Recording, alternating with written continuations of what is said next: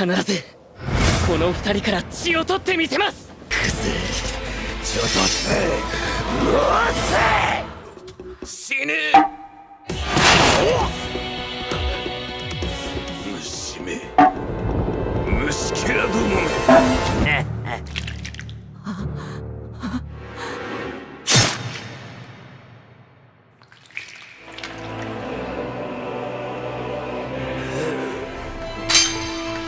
雷の呼吸一の型。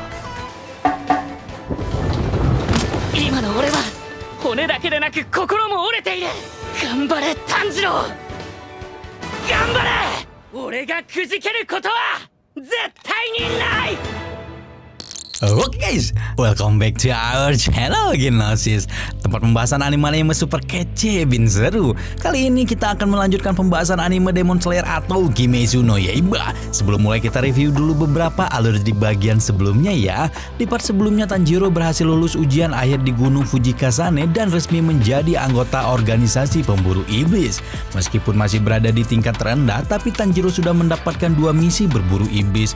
Pada misi kedua Tanjiro harus pergi ke kota Tokyo, dan hal yang mengejutkan terjadi karena Tanjiro bertemu dengan Muzan, Oni pertama di dunia yang kemungkinan besar telah membunuh keluarganya dan mengubah Nezuko menjadi Oni. Tanjiro juga bertemu dengan Tamayo dan Yoshiro, seorang dokter Oni yang memberinya bantuan juga berjanji akan terus mengembangkan metode pengobatan untuk mengembalikan Oni menjadi manusia. Tiba-tiba malah Tokopedia. Tiba-tiba datang 2 Oni bawahan Muzan yang menyerang kediaman Tamayo untuk membunuh Tanjiro. Bagaimana kelanjutan ceritanya? Langsung saja kita masuk ke pembahasan alur cerita Demon Slayer Kimetsu no Yaiba part ketiga. Kuy!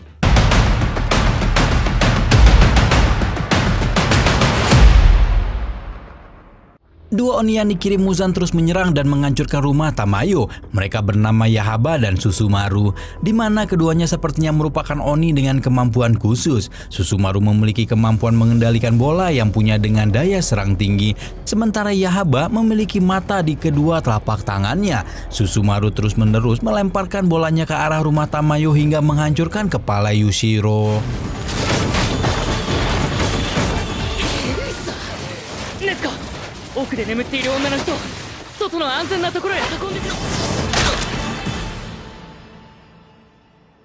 Tanjiro mencoba memfokuskan teknik pernapasannya dan berhasil menusuk bola Susumaru, tapi ternyata bola itu masih bisa bergerak bahkan setelah ditusuk oleh katananya. Baru kemudian Susumaru mengaku bahwa dirinya adalah salah satu dari 12 Spriggan.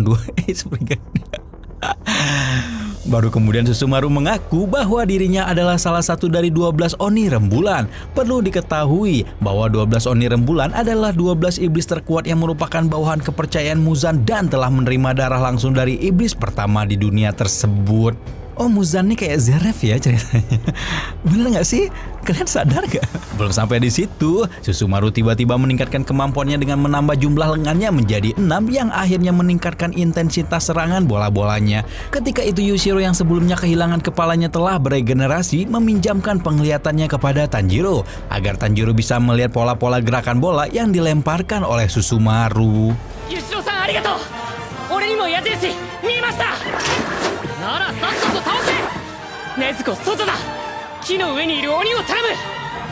Tanjiro meminta Nezuko untuk menghadapi Yahaba agar dirinya bisa berfokus pada Susumaru, tepatnya untuk mengambil darahnya karena menurut Tamayo 12 iblis rembulan adalah iblis-iblis yang memiliki hubungan paling dekat dengan Muzan, dan darah mereka sangat berharga untuk pembuatan obat untuk mengembalikan Oni menjadi manusia.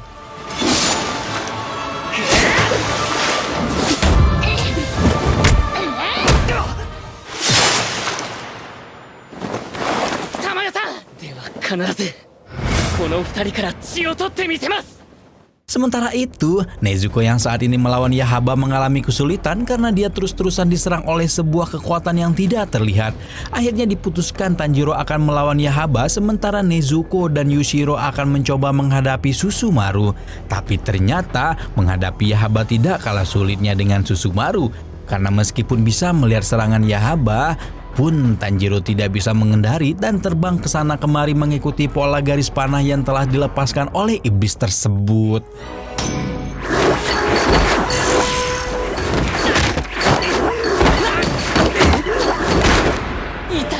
士の型タッチボー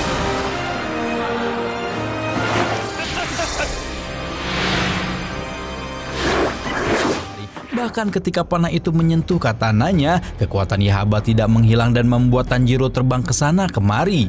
Akhirnya Tanjiro berusaha memodifikasi tekniknya sendiri, yaitu dengan menggunakan satu teknik pernapasan untuk menghanyutkan panah-panah Yahaba. Dan di saat yang bersamaan Tanjiro juga akan menggunakan teknik pernapasan lain untuk mendekati iblis tersebut. まず6の型で矢印を巻き取りねじれ渦流竜距離を詰める刀が重いだけど2の型かい横水車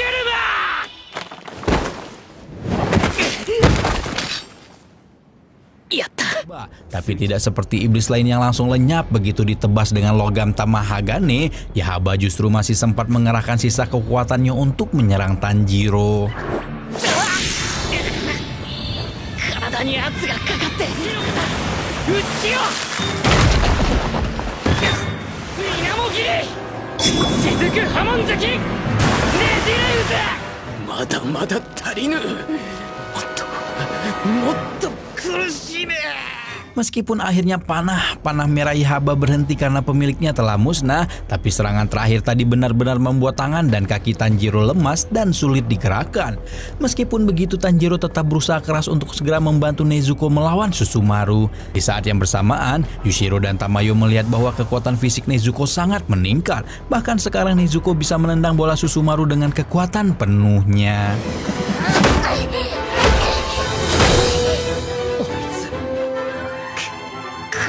このガキ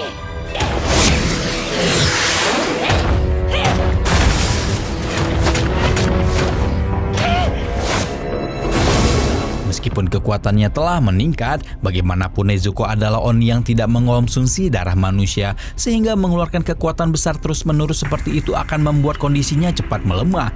Akhirnya Tamayo memutuskan untuk menghadapi Susumaru dan menggunakan kemampuannya.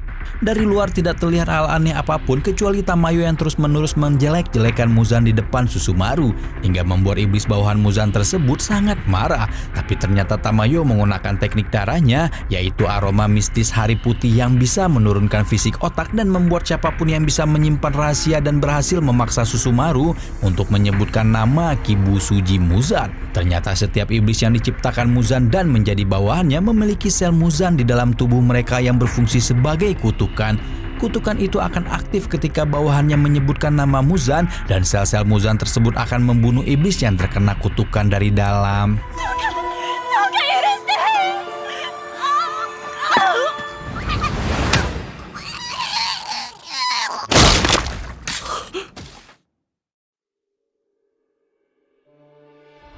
Demikianlah Yahaba dan Susumaru berhasil dikalahkan. Meskipun ternyata mereka berdua bukanlah 12 iblis rembulan seperti Tanjiro dan Tamayo kira sebelumnya. Tamayo mengatakan bahwa dia dan Yushiro harus segera pergi dari tempat itu karena keberadaan keduanya semakin mencolok dan meminta Tanjiro untuk menitipkan Nezuko kepada mereka sambil menunggu obat yang sedang diteliti Tamayo berhasil dibuat. Tapi Tanjiro dan Nezuko menolak tawaran tersebut dan memilih untuk pergi bersama-sama.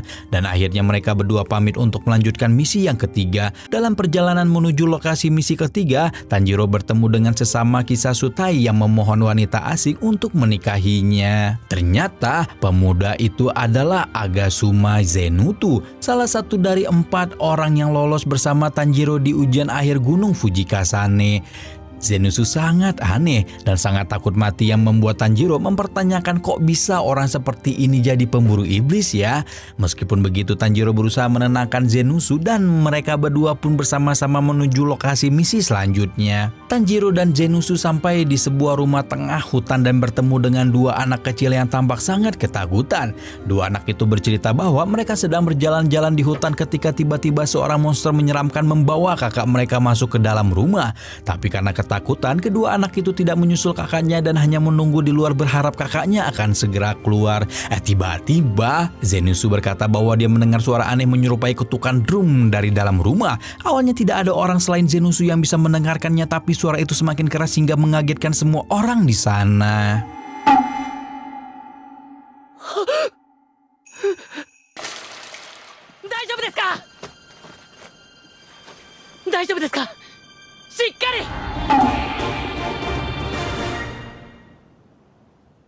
Melihat kondisi yang berbahaya dalam rumah itu, Tanjiro memutuskan untuk segera masuk dengan harapan masih sempat menyelamatkan kakak dua anak kecil tersebut. Awalnya Tanjiro meninggalkan kotak Nezuko untuk melindungi Soichi dan Teruko apabila malam telah tiba dan dirinya belum kembali. Tapi ternyata karena takut dengan suara-suara yang dibuat Nezuko dalam kotak, Soichi dan Teruko malah ikut masuk ke dalam rumah iblis tersebut. Tanjiro sempat berniat mengeluarkan Soichi dan Teruko dari rumah tersebut, tapi tiba-tiba terdengar satu ketukan drum dan ruangan di sekitar mereka langsung berubah. Karena berubahnya ruangan tiba-tiba tersebut, kelompok yang terdiri dari dua Kisasutai dan dua anak kecil itu pun terpisah. Tanjiro bersama Teruko, sementara Zenitsu bersama Soichi. Tanjiro sendiri masih kebingungan dengan apa yang sedang terjadi, tapi dia terus mencoba menenangkan Tekuro yang sangat ketakutan. Namun ketika sedang berusaha menenangkan Tekuro, tiba-tiba muncul Oni menyeramkan di depan mereka dengan drum-drum menempel di tubuhnya. Oni itu terus menggerutu dan marah-marah menyebut sesuatu tentang darah langka yang tidak begitu Tanjiro mengerti. Sementara itu Zenitsu yang ketakutan setengah mati karena terpisah dari Tanjiro, awalnya ingin mengeluarkan Soichi segera dari dalam rumah itu. Tapi ternyata ketika dia membuka pintu yang seharusnya menjadi pintu keluar, hal yang sama terjadi kepada Zenitsu. Semua ruangan di rumah itu telah berubah. Zenitsu yang ketakutan setengah mati, panik dan membuka semua pintu yang dia lihat, berharap bisa menemukan pintu keluar rumah tersebut. Tapi yang ditemui Zenitsu justru sosok makhluk berkepala babik yang telanjang dada dengan pedang bergigi di tangannya.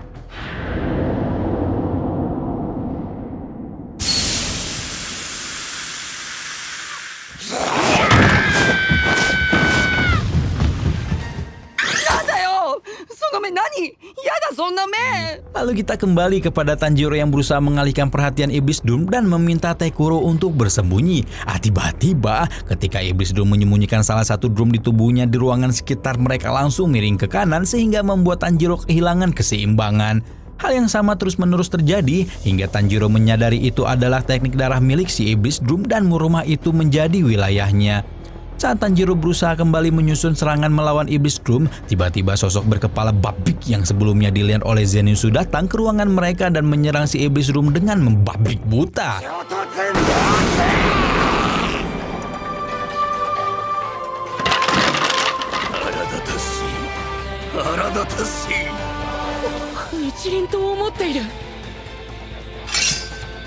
Melihat pedang bergigi yang dibawa pria itu, Tanjiro yakin pedang itu adalah Nichirin, yang artinya sosok berkepala babik itu adalah manusia sekaligus anggota Kisasukai atau seorang pembulu iblis sama sepertinya. Tapi manusia babik itu sangat liar dan tidak melihat sekitar dalam menyerang hingga membahayakan Tekuro. Seperti biasa, Tanjiro yang baik hati berusaha menghentikan si manusia babik itu. Tapi ternyata tindakan Tanjiro justru dianggap sebagai tantangan oleh si manusia babik. Dan bukannya menyerang iblis di depan mereka, si manusia babik malah menyerang rekan sesama pemburu iblisnya. Walah, aneh banget si manusia babik ini ya.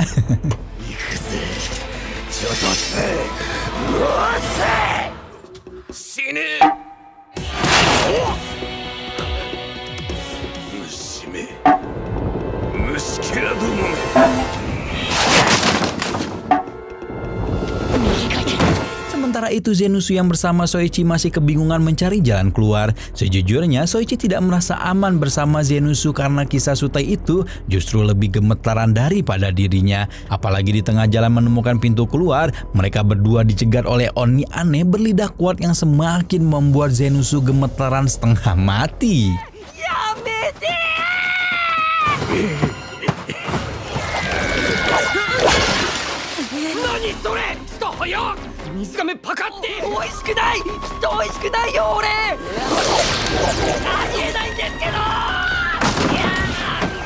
Belum selesai sampai di sana, ketika kondisi semakin mepet dan Oni berlidah itu semakin mendekati mereka, mungkin saking tegangnya Zenitsu malah kehilangan kesadaran dan tertidur. Soichi sudah hampir menyerah dan putus asa mempertahankan hidupnya dan pemburu iblis tidak berguna yang bersama dirinya tersebut. Tiba-tiba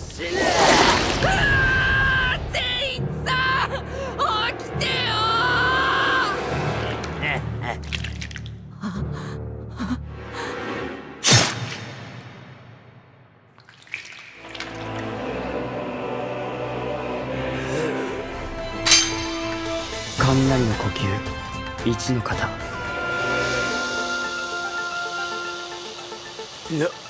なんだこの音。霹靂一閃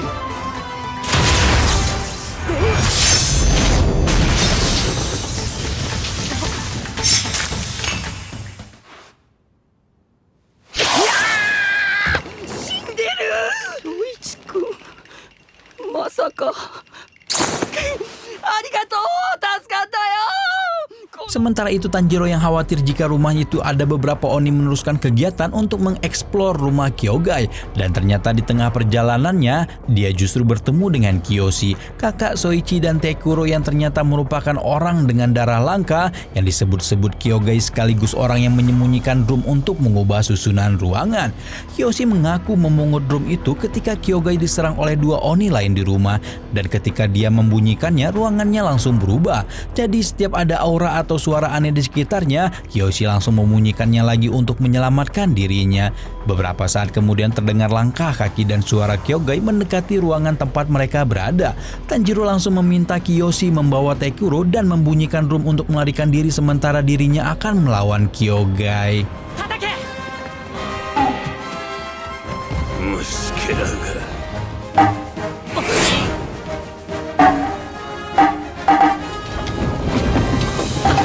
あの鬼の爪のような跡がつく攻撃